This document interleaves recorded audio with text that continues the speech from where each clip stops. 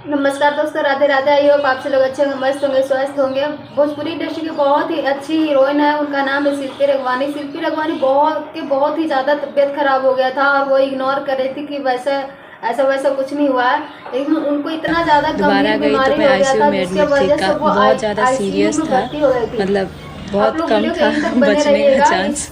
अगर नए हैं चैनल पे तो चैनल सब्सक्राइब जरूर कर लीजिए। शिल्पी रघवानी के ब्लड में इन्फेक्शन हो गया था जिसके वजह से वो आईसीयू में भर्ती हो गई थी और बहुत दिन से उनका तबीयत खराब चल रहा था, लेकिन इग्नोर कर रही थी।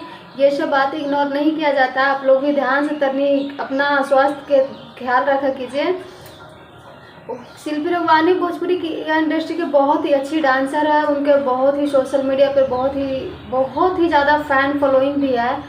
और जब से उनका तबीयत खराब चल रहा था, 3-4 बार वो आईसीयू में एडमिट हुई है, जिसके वजह से भोजपुरी के हर एक हीरोइन लोग, हर एक हीरो लोग, सब लोग, बड़े बड़े सुपर स्टार सब सारे स्टार लोग कॉल किए उनसे मिलने हॉस्पिटल पहुँचे, क्योंकि वो बहुत ही अच्छी है। मतलब उनका स्माइल तो मुझे बहुत ही पसंद है।